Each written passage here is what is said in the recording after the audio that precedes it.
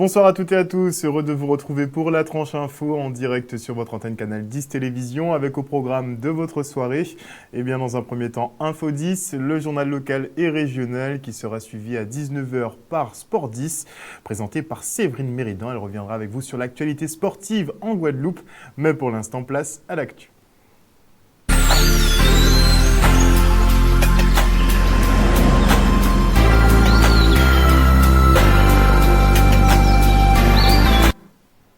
Nous sommes le vendredi 28 février 2020 et voici les titres de cette Info 10.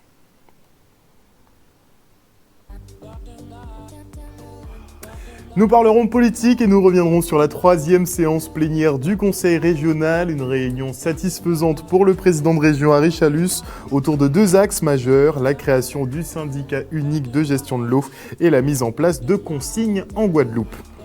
Le maire sortant de la Désirade, Jean-Claude Pioche, ne se représentera pas à sa réélection. Après avoir engagé un recours en référé pour annuler son inéligibilité, l'homme a trouvé une solution.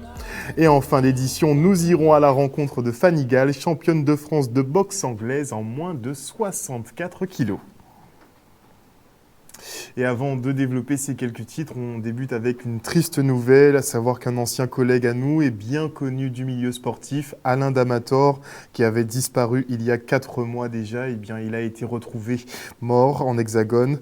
Parti rendre visite à de la famille, eh bien, il avait quitté le domicile de sa sœur le 5 octobre dernier et n'avait donné aucune nouvelle. Ce dernier souffrait de problèmes de santé pouvant le désorienter et n'avait pas son traitement avec lui ni ses papiers d'identité. Tout Canal 10 présente ses sincères condoléances à sa famille. Et 19, c'est le nombre de cas supplémentaires de coronavirus enregistrés ces 24 dernières heures dans plusieurs villes de France.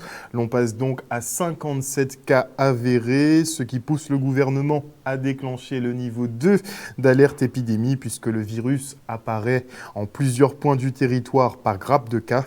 Les scientifiques appellent ces foyers des clusters et c'est ce qui se passe aujourd'hui aussi dans plusieurs régions du nord de l'Italie.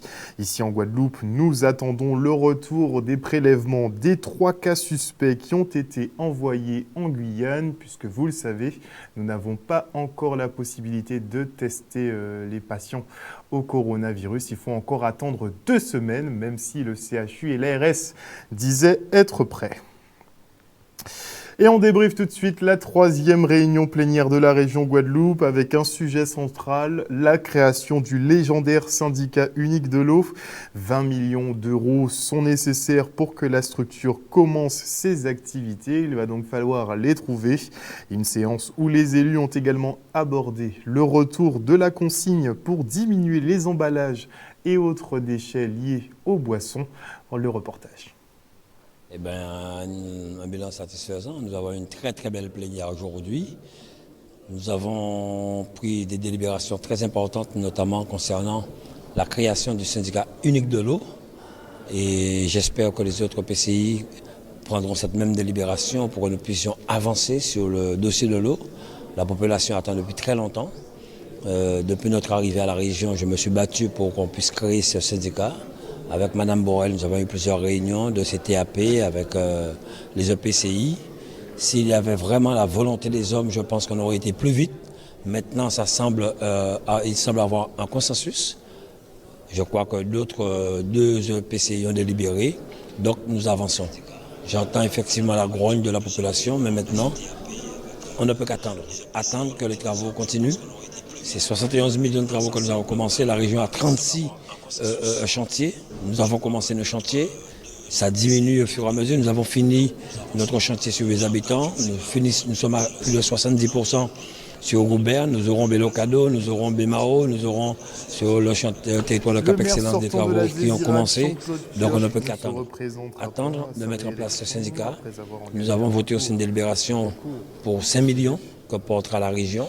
Le département aussi portera 5 millions.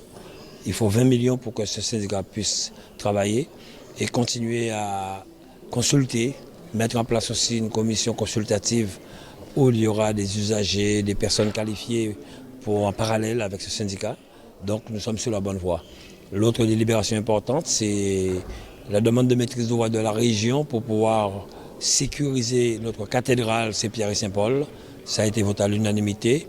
Nous allons rapidement commencer les travaux parce qu'il y a un danger et on ne peut permettre de fermer, je le dis, cette cathédrale de Pointe-à-Pitre où tous les jours il y a des fidèles qui se rendent pour prier, voilà. Donc ça a été validé. Et la belle signature concernant la consigne aujourd'hui, zéro déchet en Guadeloupe d'ici quelques années. Nous travaillons là-dessus. Nous avons voté aujourd'hui notre plan d'élimination des déchets et aussi sur l'énergie. Madame Duflot fait un très très grand travail, elle s'est donnée à fond, elle maîtrise son dossier, c'est une femme très compétente. Je ne peux que saluer ce travail réalisé. Vous avez vu un peu l'intervention de la ministre qui félicitait la région Guadeloupe qui est c'est la seule région, la région pilote pour cette consigne. Ce qui veut dire que demain, il ne faudrait pas qu'il y ait des bouteilles sur les routes, il ne faudrait pas qu'il y ait des canettes, il faudrait que la Guadeloupe soit une belle région, une région propre. Il faut que tous les Guadeloupéens puissent s'impliquer. Je salue le travail fait par les présidents de communautés qui étaient aujourd'hui dans l'hémicycle, qui ont signé. Donc nous sommes sur la bonne voie. Le maire sortant de la Désirade, Jean-Claude Pioche, ne se représente pas à sa réélection. Après avoir engagé un recours en référé pour annuler son inéligibilité, l'homme a été débouté par le tribunal administratif de Basse-Terre. En effet, son statut professionnel de policier aux frontières ne lui permet pas de briguer un nouveau mandat. Mais comme nos politiques ont toujours un tour, voire deux dans leur manche, eh bien c'est finalement Loïc Tonton qui figure en tête de sa liste électorale. On l'écoute. Il y a eu un rejet, donc je prends acte de ce rejet du tribunal administratif et je prends les dispositions pour continuer le travail que j'ai commencé. Mes colistiers sont en train de déposer une liste avec une nouvelle tête de liste. D'ailleurs, je vais les rejoindre récemment, je dirais, de façon à les soutenir et à continuer le combat qu'on a engagé. C'était normal pour l'équipe de faire un recours par rapport à la décision du préfet. Le tribunal a statué, on prend acte, mais c'était normal qu'on puisse faire ce recours. Depuis 2008, je suis élu de la Désirade, élu adjoint au maire en 2008, élu maire de la Désirade en 2014, sénateur suppléant en 2017. Donc vous voyez bien qu'il y a bien eu un manque de vigilance, je dirais, de certains, donc qui a eu comme conséquence qu'aujourd'hui, on découvre que je suis inéligible et avec les conséquences que ça a derrière. Mais toujours est-il que j'étais sur une liste avec des gens compétents, des gens qui ont des capacités à mener la liste que j'étais à la tête. Aujourd'hui, il y a un autre, je dirais, soldat de cette équipe qui est à la tête et qui mènera le combat. Et moi, bien sûr, je serai à côté de cette équipe pour gagner les élections en 2020. Nous avons commencé beaucoup de projets, nous avons commencé des choses à la Désirade et nous allons continuer parce que nous allons gagner les élections. Le 1er mars prochain, nous aurons droit à la traditionnelle révision des prix des produits pétroliers. Et pour ce mois-là, eh bien, ce sera une bonne nouvelle puisque les prix sont à la baisse. Moins 4 centimes pour le samplon qui passe de 1,48 € à 1,44 € le litre. Le gasoil, lui, perd 7 centimes et vous coûtera désormais 1,26 €. La bouteille de gaz, elle, vous coûtera 3 centimes de moins, soit 18,29 €. Et afin d'améliorer la prise en charge de nos aînés, personnes âgées, eh bien, des organismes proposent des formations adéquates. C'est le cas d'Humanitude qui prépare des personnels d'établissements médico-sociaux aux situations les plus complexes. Le reste en images.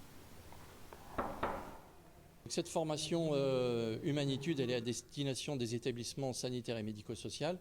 Et elle est faite pour aider les soignants dans les difficultés qu'ils rencontrent au quotidien, c'est-à-dire l'opposition, l'agressivité, le refus de soins de la part des patients, des résidents ou des habitants, puisqu'ici on a des habitants, et se poser à la question du sens que l'on met dans la prise en soin. C'est-à-dire que l'objectif, c'est de passer de la toilette au prendre soin. Éviter la grabbatisation. On sait aujourd'hui que sur 10 personnes âgées grabataires, 9 sont devenues grabataires par défaut de soins adaptés. C'est pour que cette vérité d'aujourd'hui soit plus vraie demain. C'est même essentiel, nous l'avons mis au cœur de notre projet d'établissement. La gouvernance constituée de M. Fibel, qui est notre président, et moi-même avons fait le choix de mettre cette philosophie sur place au niveau de l'établissement pour garantir la bonne prise en soin de nos habitants. En moins de 15 jours, on a vraiment vu l'évolution par rapport à certains habitants.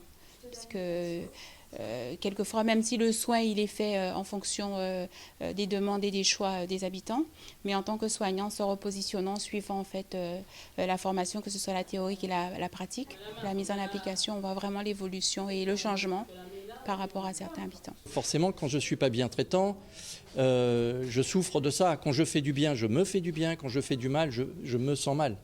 Voilà. Donc, et les soignants vont pouvoir témoigner tout à l'heure et leur dire à leur niveau ce que cette formation leur apporte. Une satisfaction en fait et certaines joies aussi de voir les habitants et leurs capacités surtout. Certains qui restaient assis ou qui faisaient un soin assis et là qu'on les voit en position debout, c'est une satisfaction aussi. La vanille de Guadeloupe est la meilleure de France et sans doute du monde entier. Bon, la dernière partie ne tient qu'à moi, n'est-ce pas? Mais en tout cas, qu'elle soit la meilleure de France, c'est ce que pensent les jurys du Salon de l'Agriculture qui ont primé cette production locale issue de l'agroforesterie à Sainte-Rose. Une épice de qualité sublimée par les soins de Cédric Coutelier qui griffe les gousses. Une méthode de scarification traditionnelle qui remplace l'habituel échaudage ou technique Bourbon qui est plus utilisé dans l'océan Indien. Le reportage. Médaillé pour la vanille. Je vais appeler donc l'entreprise Cédric Coutelier de la Guadeloupe. Voilà donc pour le concours épices et chocolat. Donc vanille biologique agroforestière des îles de Guadeloupe. Et c'est monsieur Cédric Coutelier qui nous rejoint pour cette remise des prix. On peut applaudir s'il vous plaît. Dans l'autre sens.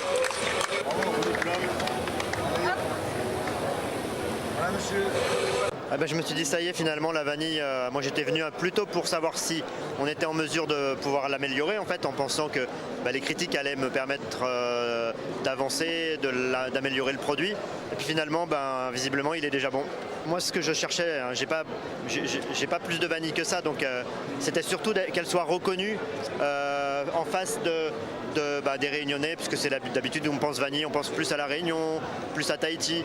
Donc là l'idée c'était de démontrer que la vanille de Guadeloupe avait vraiment sa place dans un concours comme celui-ci et qu'elle est tout aussi bonne, voire meilleure parfois que ce qu'on peut trouver sur le reste du territoire. Alors il me semble que, voilà, pour avoir rencontré après coup les membres du jury, il y avait 2 Tahitiennes et puis des épiciers. Ils m'ont dit que visiblement c'est une note aromatique complètement différente qui a fait que la note est montée beaucoup plus haut. Visiblement, une fois qu'ils n'ont pas compris ce qu'ils avaient sous le nez et à goûter. Et ils ont dit mais c'est bizarre, il y a quelque chose, voilà. Donc bonne note. Et une fois qu'on s'est retrouvés après, et en plus on s'était vu un peu avant à la conférence vanille, donc on se connaissait. Ils disaient mais c'est toi qui fais la scarification. Donc du coup, visiblement, ils sont en train de me dire que c'est visiblement la scarification.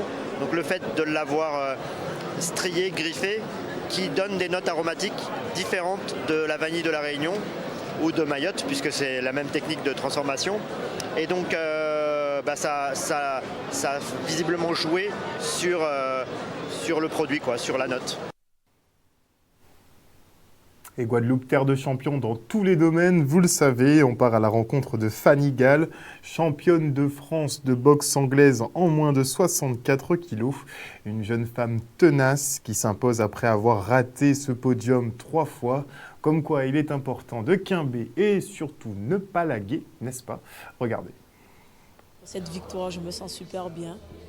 Et de ne pas laguer. Depuis un moment que j'attendais d'avoir cette ceinture. Et je ne l'ai pas eu au premier coup, malheureusement. Je l'ai raté, on va dire, 3 fois. Mais la 4e était la bonne. Et là, je suis refaite, on va dire. Il a fallu faire une préparation mentale, puisque j'étais un petit peu démoralisée. Donc, heureusement, il y avait mon coach Manu Angel qui était là, qui m'a fait un gros travail mental. Et je suis partie confiante sur le combat et c'est ce qui a fait ma victoire. Maintenant que j'ai eu la ceinture de champion de France, maintenant je peux, puisqu'il me fallait cette ceinture pour passer en pro. Et maintenant que je l'ai, prochaine étape, c'est je vais rentrer chez les rémunérés dans le monde professionnel. Et cette fois-ci, il n'y aura pas de casque. On va dire que c'est dans le monde des adultes. Et voilà. Je suis très très content Mais je savais que Fanny, c'est une grande championne et elle est championne de France. Ça a pris un peu de temps, mais elle est championne et puis c'est très très plaisant. C'est très bien pour le comité, c'est très bien pour Fanny déjà. Le comité mettons en place pour essayer d'amener des titres à notre comité et faire le maximum pour nos jeunes ici en Guadeloupe. Et la venue de Fanny peut être un moteur pour ces jeunes. Je conseille à tous les jeunes, même les jeunes du quartier qui sont auxquels c'est un petit peu compliqué de faire un sport de combat, puisque franchement ça fait du bien. Et je conseille, même après des échecs, que ce soit en général, dans la famille, professionnelle ou personnelle, n'abandonnez jamais, car tôt ou tard, ça paye, le travail paye. Et concernant la gestion effectivement du coronavirus, il faudra peut-être que l'Agence régionale de santé ajuste le tir, puisque nous venons de recevoir une communication effectivement de la CGTG qui nous dit ce jour aux environs de 15 h, la direction de la SARL Anti-Sûreté Guadeloupe informe les agents en poste de l'avenue, c'était à 17 h donc, des représentants de l'Agence régionale de santé sur le site de l'aéroport Paul Caraïbes. Cette présence est bien évidemment en lien avec le départ des croisiéristes en direction de l'Europe, ce qui a fait grand débat avant hier, rappelez-vous.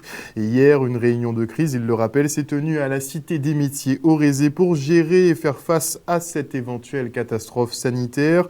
Mais le personnel de l'aéroport, le personnel soignant et ceux des hôtels qui sont en première ligne n'ont eu vent d'aucune décision ni d'aucune information précise.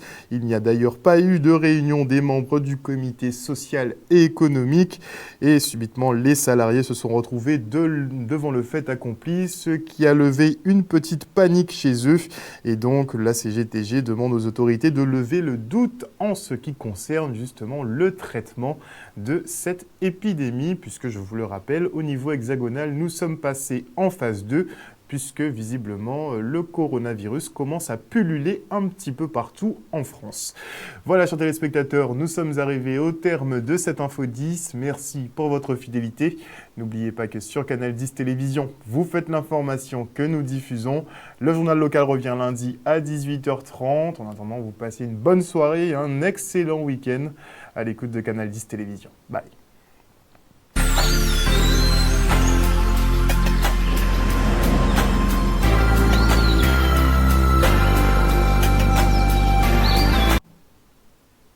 Et à venir sur Canal 10 Télévision, vous retrouverez Séverine Méridan pour Sport 10. Elle passera avec vous en revue l'actualité sportive de Guadeloupe.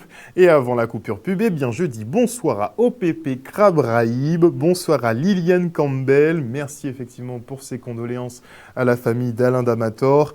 Bonsoir à Jean-Louis Laurent, bonsoir à Franz Ibad, bonsoir à Marlène Carien, bonsoir à Muriel Jeannette, bonsoir à Natacha Kafta.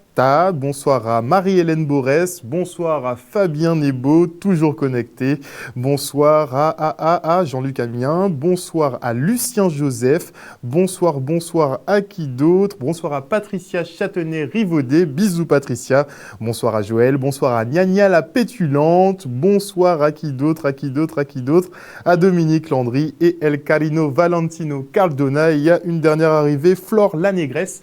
Bonsoir à vous tous, merci de nous suivre sur les réseaux ou même effectivement bien sûr la chaîne de Canal 10 Télévision. Vous restez branchés, on se retrouve après la coupure pub.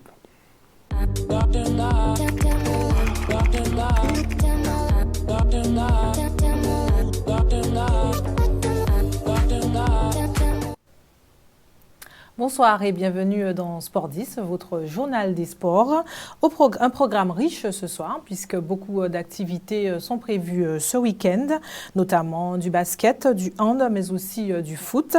Et beaucoup de rencontres de coupe également sont au programme. On commence par le hand et donc les résultats justement de Coupe de la Guadeloupe du week-end dernier, puisque donc chez les femmes, il y avait on était au stade des quarts quart de finale. La JSA se qualifie face à la Gauloise après donc, le forfait de la Gauloise. Victoire de l'Étoile de Morne-à-l'Eau 26-14 face à la ZUP. Le Zayanla s'impose 24-15 face à l'OMSC Capesterre-Belle-Eau. Et la JTR s'incline 25-34 face à l'Intrépide. Chez les hommes, la Gauloise fait aussi forfait et donc l'Intrépide se qualifie 20-0. L'Étoile de Morne-à-l'Eau s'impose face à la JSA 40-27. La JTR remporte la rencontre face au Lamentin FC 34-24. Et la ZUP également repart avec la victoire 49-24 face au Club Sport. Ainsi, si on fait un récapitulatif donc, des qualifiés pour les demi-finales, chez les femmes, on a la JSA, l'Étoile de Morne-à-l'Eau, le Zayanla et la JTR. Chez les hommes, l'Intrépide, l'Étoile de Morne-à-l'Eau, la JTR et la ZUP. Au niveau donc, de ces rencontres, ces demi-finales seront programmées le samedi 14 mars au gymnase de Capesterre-Belle-Eau. Les rencontres seront les suivantes. Chez les femmes, à 16h30, on aura JSA Étoile. À 19h30, Zayanla contre l'Intrépide. Chez les hommes, 18h, JTR à ZUP. Et à 21h, l'Étoile face à l'Intrépide. Voilà toutes les informations concernant donc cette Coupe de la Guadeloupe au niveau du hand. Je rappelle donc les demi-finales qui auront lieu le samedi 14 mars au gymnase de Capesterre-Belle-Eau. On passe maintenant au championnat et la 18e journée qui va donc se dérouler ce week-end. 3 rencontres sont prévues chez les femmes. Donc dès ce soir à 19h45, donc dans quelques minutes, donc à Petit Canal, l'Intrépide sera opposé à l'Union départementale des sapeurs-pompiers. Suite donc de cette journée avec des rencontres donc du samedi 29, 18h, Étoile de Morne-à-l'Eau face à la JTR à Petit Canal, 18h30 à Capesterre-Belle-Eau, OMSC Capesterre contre la ZUP. Chez les hommes, 2 matchs au programme ce soir, 20h USR JSA à Fouilleul, 20h45 Intrépide contre Club Sport. Suite de cette 18e journée, donc samedi 29 février, à 20h, l'Étoile de Morne-à-l'Eau sera opposée à la JTR à Petit Canal. 20h30, l'OMSC Capesterre-Belle-Eau sera opposée à la ZUP à Capesterre-Belle-Eau. Clôture donc de cette journée de championnat, dimanche 1er mars à 18h. Le Cygne Noir sera opposé au Lamentin Handball Club et ce sera au gymnase de Baïf. Un mot maintenant de basket, puisque donc l'actualité concernant cette activité est plutôt riche également ce week-end. Avec, bien sûr, on commence par ce tournoi à Antilles IBF 3-3. Vous vous rappelez, la semaine dernière, on avait reçu donc, le président Alexis qui nous avait présenté donc, cette manifestation donc, qui se déroule au hall Paul Chonchon, donc dès aujourd'hui et également demain et dimanche, avec des équipes de la Caraïbe. Et donc, nous nous sommes rendus ce matin à la première séance de leadership, un reportage de Maxime Morel. Je fais partie de la fondation de la FIBA. Nous organisons des projets sociaux partout dans le monde et voici un qu'on fait dans la région des Antilles. Ce week-end se rassemblent 10 pays, des équipes de 3 contre 3, de filles et de garçons. Mais c'est non seulement les joueurs qui viennent, il y a aussi les coordinateurs de chaque pays qui sont là. Et c'est un rassemblement de jeunes qui vont jouer au basket, qui vont jouer au 3-3. Mais en même temps, on veut leur montrer ce que le basket peut leur rapporter dans la vie quotidienne. Et c'est sous notre slogan de Basketball for Good. L'année dernière, j'ai participé en tant que joueur. Enfin, en 2018, j'ai participé en tant que joueur. Et j'étais très ému déjà qu'on me propose ce projet. D'autant plus que c'est un projet qui offre beaucoup d'opportunités. Parce que Young Leader, ça t'apprend vraiment les bases du leadership pour après vraiment changer ta communauté. Et ça, vraiment, ça m'a vraiment ému que je fasse partie de ce projet. Une différence qu'on a fait cette année, on croit que c'était important pour que les jeunes puissent vraiment se consacrer à l'atelier, qu'on a décidé de mélanger les équipes. Alors ça ne sera pas la Guadeloupe contre la Guyane ou la Martinique contre Saint-Lucia. Dans chaque équipe, il y aura 4 équipes de 4 pays différents. Et cela a été fait pour vraiment faire comprendre aux jeunes et qu'ils oublient les différences de culture, ils oublient les différences de langue et qu'ils se rassemblent entre eux. Parce que souvent dans cette région, mais aussi beaucoup de régions dans le monde, on est proche géographiquement, mais après on ne se connaît pas trop. Et voici vraiment un bon exemple, une belle opportunité pour les jeunes de vraiment se connaître sur le terrain de basket, mais aussi en dehors. Alors moi je suis dans une équipe où il y a 3 anglophones, donc ça va me permettre tout d'abord de mieux apprendre l'anglais. Et puis aussi de me faire des amis anglophones, pourquoi pas. C'est très important de sortir de ta zone de confort pour progresser, pour évoluer. Nous tous, on sort de notre zone de confort. Et tout ça, après donc, les 7 jours qu'on va passer ici, on ne pourra que sortir, grandir et vraiment changer en fait. Bien sûr, il y aura du basket, mais il y aura toujours un aspect social à côté aussi.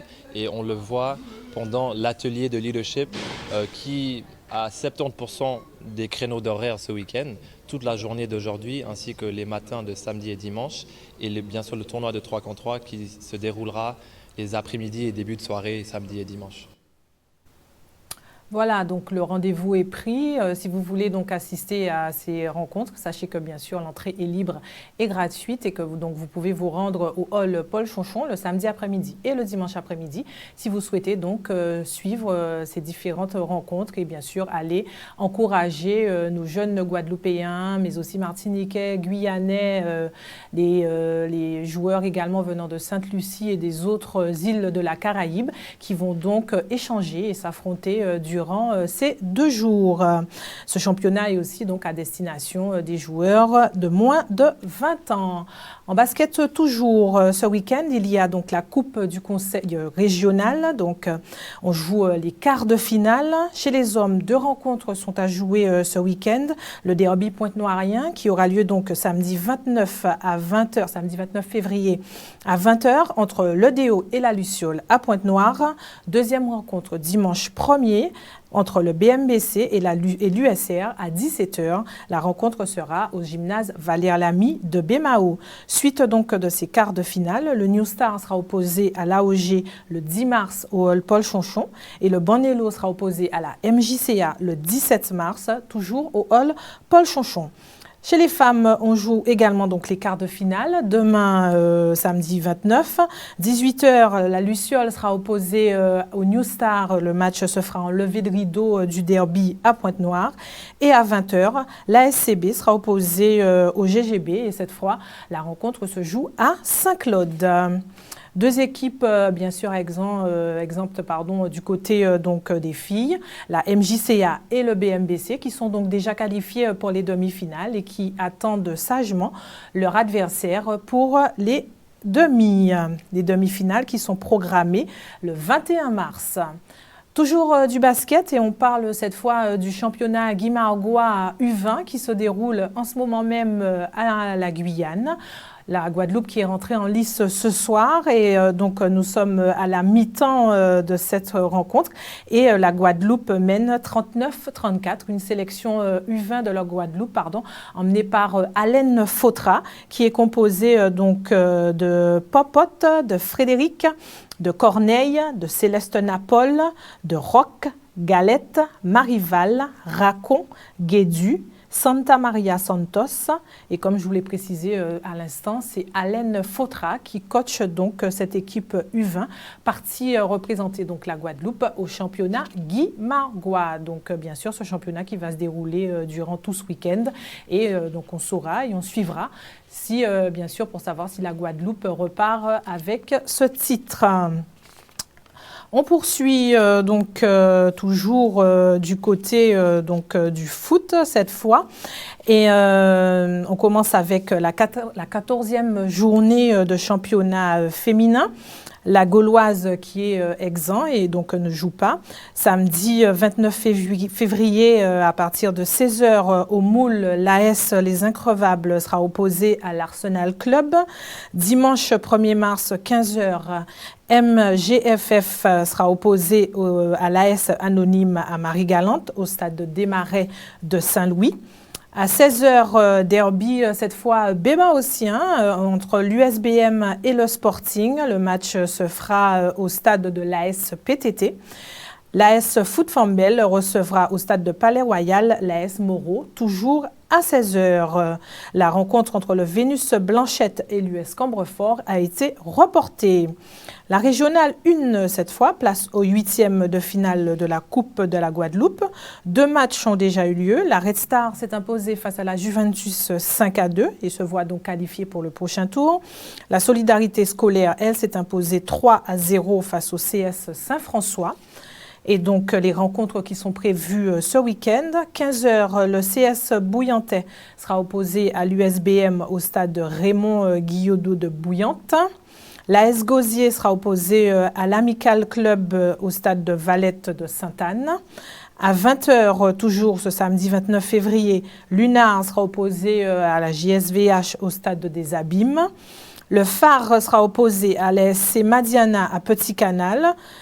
La Gauloise sera opposée au CSM, au stade municipal de Capesterre-Belle-Eau. Voilà donc pour ces rencontres de coupe chez la régionale 1 pour le foot.